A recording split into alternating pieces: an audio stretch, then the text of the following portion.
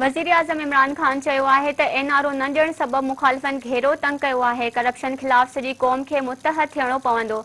असल शइ क़ानून जी अमलदारी हूंदी आहे।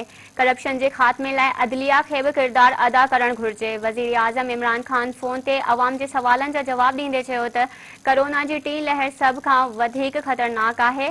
कोरोना वधीक पकड़ियो त लॉकडाउन तरफ़ वञणो पवंदो, जंहिं सां ग़रीबनि जो वधीक नुक़सान थींदो।